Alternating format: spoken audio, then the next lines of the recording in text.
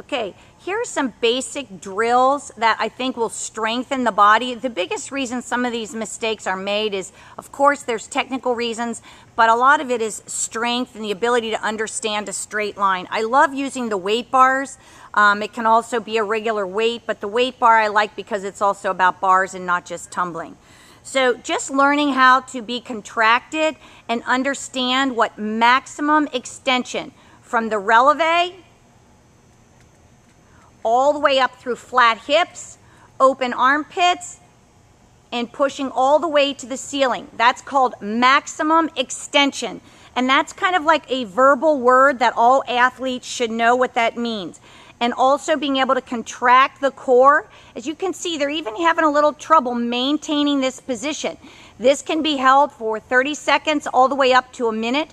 Squeezing the inner thighs, stay in releve. They will feel this. This is a tough position.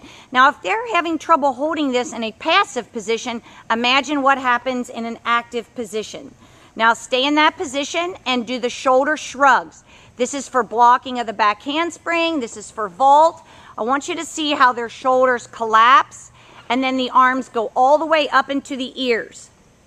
And the whole time maintaining this core shape so that nothing gets lost. You see this nice full rib cage here, all pressed in, hips tucked under, and the full extension.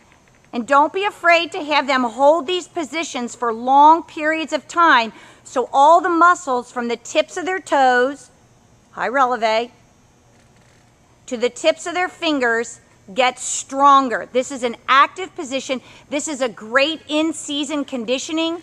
It's hard, it's very hard, but it does not challenge any body parts as far as pounding and impact. Relax. Okay, we're doing a lot of needle kicks right now. You can drop the bar. Well, let's do one more thing with the bar.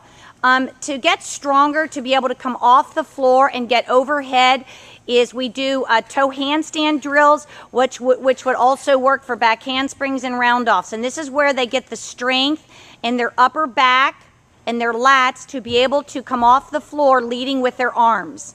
So they're going to do what I call a toe handstand drill. This is done correctly all the way up to releve.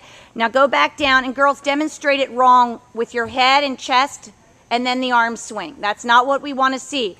And put them back down. We want to, again, learn to go from the floor, coming off, keeping the chest in, and lift. Very good. Okay, next we want to do some punching. Put the weight bar over the head and bounce in place. Lock the knees. Make sure that they understand the difference between punching and now show jumping. Big difference. Punching, please.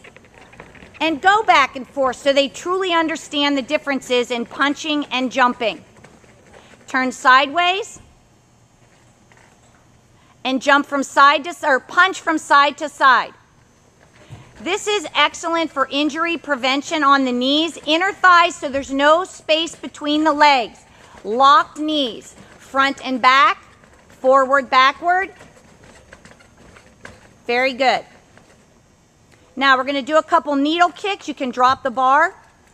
These needle kicks can be done on the floor. They can be done on the beam. They can be done with bands and with ankle weights.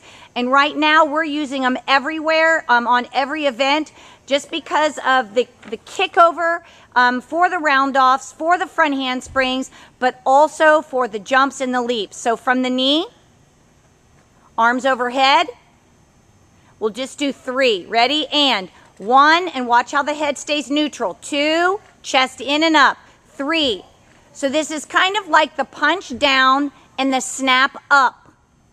Now from a stand, arms up. Ready? And 1, 2, 3. Stay down there. Go back down. And do the pulses up for strengthening and to increase active, and then hold to increase the muscle strength. We are doing these, like I said, stand up girls, we are doing these on the floor and on the beam, and on the beam we do them facing forward, facing sideward, doing them in flat foot, and doing them in releve. Let's do a needle in releve, just a needle hold.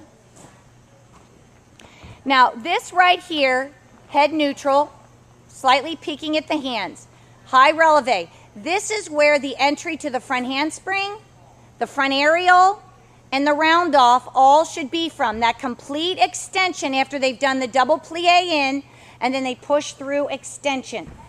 All right.